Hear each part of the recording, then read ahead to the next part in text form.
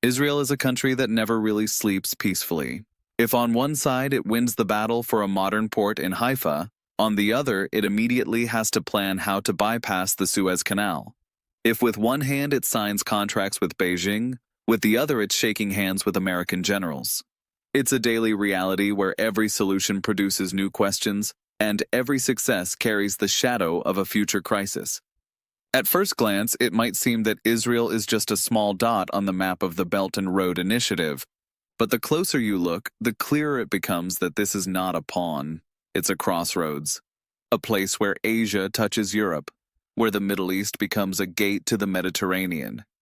This is where projects are born that aim to reshape global trade, from ports in the south of the country to alternative railway corridors designed to compete with the mighty Suez Canal. And that's why the next part of our story will be even more complicated. Because now it's not just Beijing and Tel Aviv in the game, but also Washington, Cairo, Riyadh, and even India. What's at stake are ideas for transport corridors that could redraw the map of the world.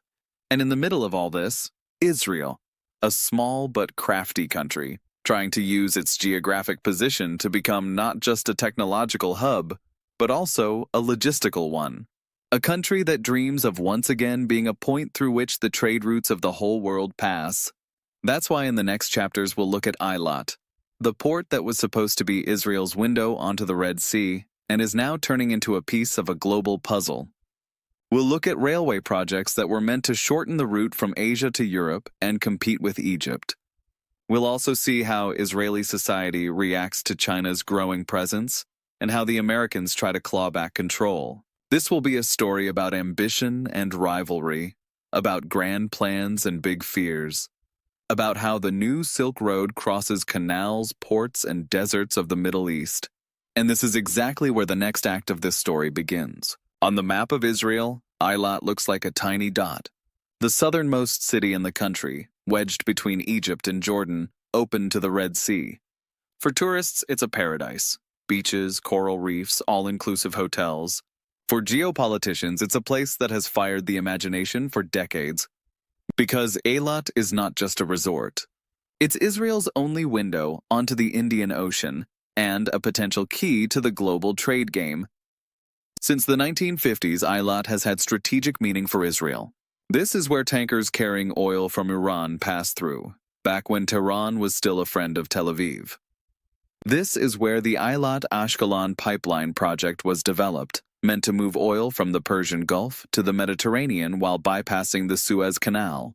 And this is where Eilat was supposed to play the role of backup plan. If Egypt closed Suez, Israel would still have its own way out to the world. But the Suez Canal remained king. Egypt knew it controlled one of the most important choke points on the planet. When in 1956, and again in 1967 it closed the canal to Israeli ships, wars broke out. For Cairo, it was a weapon. For Jerusalem, a nightmare. That's why Israel has been dreaming of an alternative for decades. When China's Belt and Road Initiative arrived on the scene, those dreams came back to life. Beijing wanted to shorten the route between Asia and Europe, and Israel had a ready-made idea for how to do it. Instead of going through Suez, ships could unload cargo in Eilat, send it by rail or highway north, to the ports of Ashdod or Haifa, and from there onto the Mediterranean. Shorter, faster, cheaper, at least on paper. The plan to build the Med-Red Railway, a rail line from the Mediterranean to the Red Sea, would pop up in the Israeli media every few years like a boomerang. The Chinese happily said, "We can do it. Give us the contract and we'll lay the tracks in record time." Draft projects appeared, maps, presentations. People talked about roughly 300 kilometers of modern railway that would become part of the new Silk Road. It sounded great, but reality was harsher. First, the cost, counted in billions of dollars. Second, politics, because Egypt instantly saw this as a threat to its canal. The Suez Canal is Cairo's golden vein, a source of billions in revenue and a bargaining chip in global politics. If Israel managed to create competition, Egypt would lose influence. No wonder that in Cairo, such ideas were received with obvious hostility. On top of that came one more problem: the terrain. A railway across the Negev desert, tunnels through mountains, bridges, and viaducts, all that made the project a logistical nightmare. Even for the Chinese, who are building high-speed rail all over Asia, this was a massive challenge. Still, the dream of Eilat as a hub never fully disappeared. Israeli politicians kept saying this could be a card to play against Egypt. If Suez is shut down, Israel has Plan B. And for China, it was a potential shortcut in Asia-Europe trade. The Americans, however, looked at all of this differently. For them, Eilat and the railway project were yet another step towards a bigger Chinese presence in Israel, and another reason to crank up the pressure. The Pentagon warned that if Beijing got the contract to build the line from Eilat to Haifa, it would gain physical control over one of the world's key logistical corridors. That would mean America risking a loss of influence. Israeli politics turned into a battleground. Some said, "Let's build with the Chinese. No one else will give us these prices." Others warned, "If we hand Eilat to China, the Americans will turn their backs on us." Journalists wrote bluntly, "Eilat can be a blessing or a curse." Society watched from a distance. For people in Eilat, the main thing was that new jobs might appear, that their city could finally stop being just a far-flung resort at the end of the road. For the rest of the country, that an alternative to the jammed Suez Canal might finally become real. But few really thought about the fact that behind every kilometer of track, there was a question about geopolitical loyalty. On top of this, other projects appeared. India, together with the US and Arab states, announced the India-Middle East-Europe corridor, an alternative to China's Belt and Road. Israel was supposed to play a key role in that too. Suddenly, this small country stood right in the center of a rivalry between giants. China brought its railways, the US and India, their own corridors. Eilat became the symbol of this game, a city that is a paradise for tourists, a battleground for politicians, because if Israel leans towards Beijing, it loses points in Washington. If it leans towards Washington, it loses billions from China. And if it keeps balancing, it risks that no one will trust it in the end. In this puzzle, there are no easy answers. But one thing is certain. Eilat is no longer just a place on the map. It's a point on which the future of trade between Asia and Europe might depend. A place where desert meets global politics, and tourist hotels stand next to the biggest power game of the 21st century. All those grand projects, ports, railways, contracts with China, are negotiated in ministers' offices, boardrooms, and the shadows of intelligence reports. But beside politicians and businessmen, there is someone else, the ordinary Israeli. The person who takes the train every day, sits in traffic, pays for water and groceries. And it's exactly this person who feels the impact of China's presence in the country on their own skin. Tel Aviv, 8 a.m. The street is jammed, horns blare, drivers lose patience. Suddenly a new road built by a Chinese company lets you get a few kilometers further a bit faster. For that driver, this isn't geopolitics, it's relief. Jerusalem, a train which a decade ago took almost an hour now, gets there in 30 minutes. For the passenger, this isn't a Chinese strategy, it's comfort. Haifa, a port where unloading takes less time than before. For the importer, this isn't Beijing, it's lower costs. And that's how a paradox is born. On one hand, Israeli society doesn't really trust China. It's far away, associated with authoritarianism, and the media talk about espionage. On the other hand, everyday life really is becoming easier, and for many Israelis, that's enough. "I don't care who built the tunnel, I care that I'm not stuck in traffic," is a sentence you hear more and more often. Polls show that Israelis still see America as their main ally and friend. But at the same time, the younger generation is more pragmatic. They don't remember the Six-Day War or U.S. support in the hardest crises. They see a world of apps, smartphones, and global capital. When they hear that a Chinese fund is putting millions into an Israeli startup, they don't see betrayal. They see opportunity. There are fears too. Newspapers run headlines like, "Are the Chinese taking over Israel? Are we selling our security?" Red presence in the heart of the country. On TV, retired generals warn that this is dangerous. The average citizen reacts differently, nods, sighs, then goes to the new train station and buys a ticket. In kibbutzim and in the south, moods are different again. There, where water and agriculture mean life or death, news of Chinese capital entering desalination plants raises much more anxiety. Farmers ask, do we really want foreigners to have a say over our water? This isn't an abstract debate. It's a question about whether there will be anything to irrigate the fields with tomorrow. In Eilat, reactions are more positive. There, where the economy is built almost entirely on tourism, the idea of massive investments and new jobs is welcome. If the Chinese build the railway and port, our town will stop being at the end of the world, say locals. But there are protests too. In 2019, demonstrations were held in Haifa against Chinese involvement. Trade unions and local construction firms took to the streets, claiming they were being squeezed out by foreign corporations. Banners read, "Israel for Israelis," "Chinese contracts equals Israeli unemployment." It echoed what we see in Europe and the US. Globalization creates winners, but also losers. Interestingly, China now shows up in pop culture as well. Israeli stand-up comics joke that, if something works, the Chinese probably built it. On social media, young people comment that Tel Aviv is starting to feel more Asian than European. In campus debates, the question is, do we want to be more with America or more with China? There is a clear generational gap. Older people, who remember wars, crises, and the time when Israel was almost alone, cling tightly to America. For them, the U.S. is a guarantee of survival. Younger ones, raised in a globalized world, focus on practical benefits. They're not interested in grand strategy. They care about jobs, internet, and whether the train runs. This split is visible in the language. Business papers talk about the golden opportunity of cooperation with China.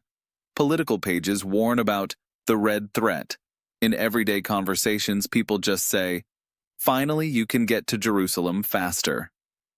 That's what social reactions look like. Not uniform, not clear-cut, but full of contradictions. Just like Israel itself.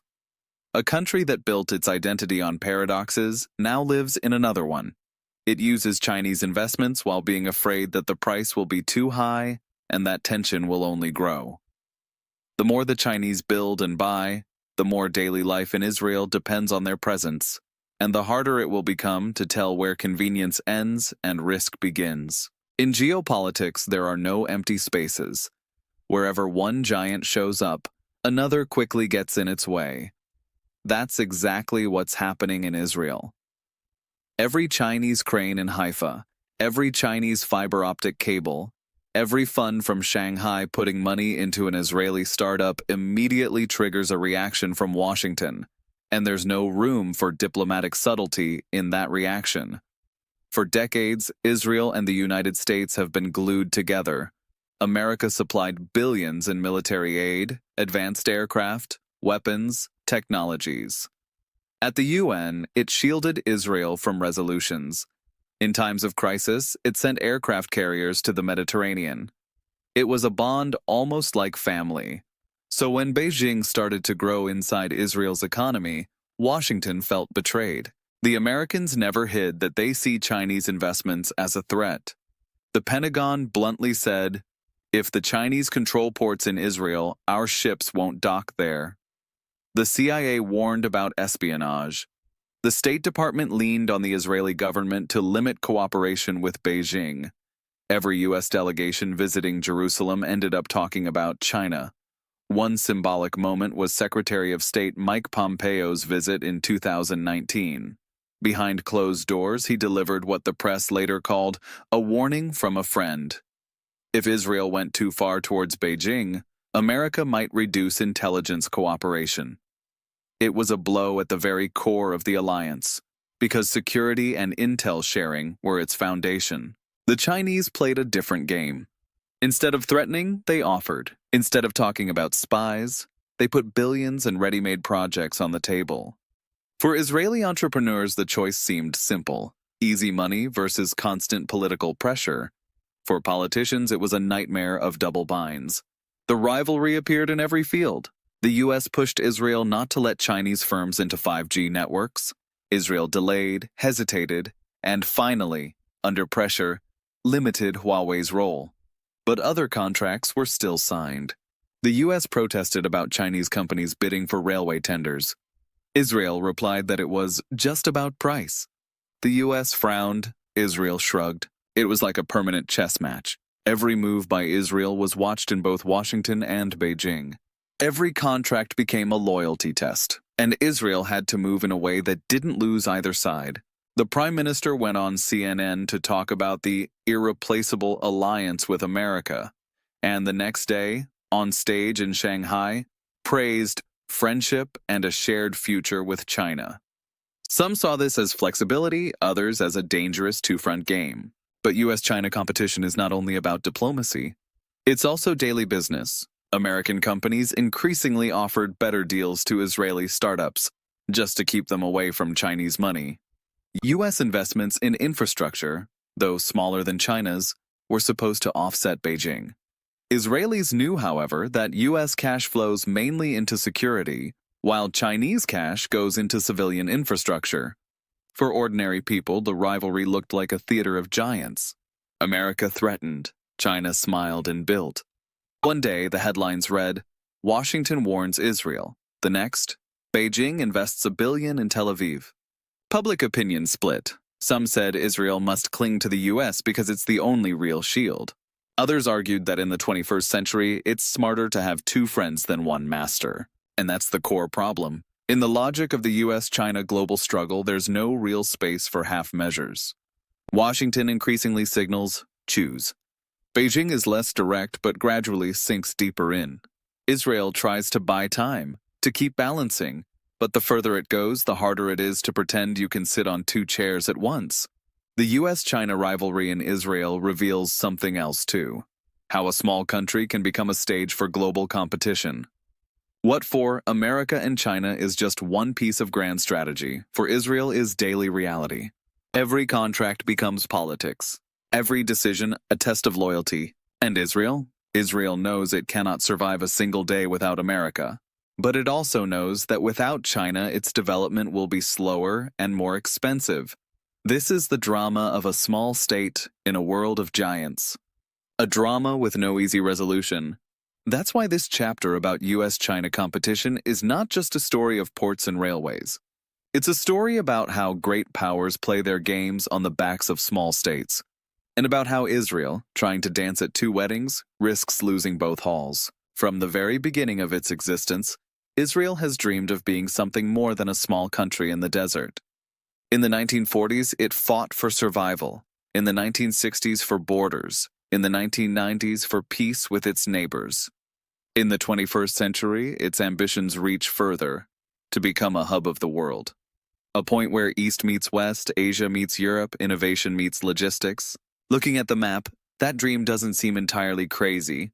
Israel sits at the junction of 3 continents. It has access to the Mediterranean and the Red Sea. It could be a bridge between India and Europe, between Africa and America. Geography itself seems to shout, this is where a global crossroads should be. The Chinese understand this, hence the port in Haifa, the plans for the Eilat Railway, the investments in high-tech and water. For Beijing, Israel is not just a small partner, but a fragment of a larger design, a node through which their global network can pass. The Americans understand it too.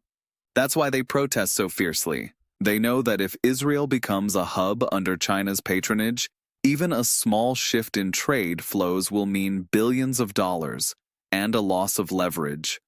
That's also why they promote alternatives like the India-Middle East-Europe corridor, where Israel would again be a key link. And that leads to the big question. Can Israel be an independent hub, or will it always be someone's hub? Will it become a node of China's Belt and Road, or of an American-backed corridor? Or will it somehow manage to juggle both? In practice, being a hub means huge risk. Every ship, every container, every rail line is a potential tool for pressure. If Beijing holds the reins, Washington will trust less. If Washington dominates, Beijing can pull back, taking its billions with it. Israel is balancing like a circus performer on a wire, but there's no safety net below. Many experts say Israel has never had such a chance. Never before has it been so close to becoming a regional center of trade and technology. But it has also never risked as much. If it missteps, it may lose not only hub status, but also a slice of its independence. On the streets of Tel Aviv or Haifa, no one is thinking about this. People drink coffee, shop, ride trains, but in the offices of politicians, in intelligence rooms, in the Pentagon, and in Beijing, decisions are already being made. Israel is a stake in a game bigger than itself, and that is the paradox. A small country that always fought for survival suddenly becomes the battlefield for giants. A hub through which not only goods pass, but the interests of the two biggest powers on earth. Will Israel manage to keep its balance? Will it really become an independent node of global trade? Or will its dream of being a hub turn into a nightmare of being someone's logistical colony? There is no answer yet. But one thing is clear. The future of the new Silk Road in the Middle East cannot be told without Israel. Because although the country is small, its role in the power game is much bigger than it looks at first glance. In the story of the new Silk Road, Israel turned out to be not just a stopover, but a battlefield. The port in Haifa, the fast train to Jerusalem, the dreams of Eilat as an alternative to the Suez Canal, all of this shows that every cable, every container, and every kilometer of track is more than infrastructure. It's politics, it's strategic choice. It's a game about the future. For China, Israel is one fragment of a global network. For America, an ally that must not be lost. For Israelis themselves, a country balancing between the chance for rapid growth and the risk of losing independence. And that's the paradox at the heart of this story. Israel is small, but its decisions have global consequences. Every Chinese investment becomes a problem for Washington. Every American pressure raises the question of whether Tel Aviv should look more to Asia. It's a game with no safe moves, where the stake is not only the economy, but also national security. This episode shows how the new Silk Road hits the most sensitive nerves, from ports and railways, through water and agriculture, to politics and public moods. But this is only half the story. Israel is not an isolated island. On the other side of the same desert lie the Arab states, Egypt, Saudi Arabia, the Emirates, Qatar, which have also become arenas of the Beijing-Washington game. And there the scale is even bigger. There the stakes are billions from oil and gas, giant ports, entire cities built from scratch. There China invests not only in infrastructure, but in entire visions of the future. That's why, finishing the Israeli part, we leave Tel Aviv and Jerusalem in the shadow of red cranes and blue and white flags. And in the next episode, we'll move to a world where the new Silk Road meets Arab gold, desert, and ambition. Because if Israel is a small hub, the Arab states are an entire highway. And that's where the biggest showdown is only just beginning.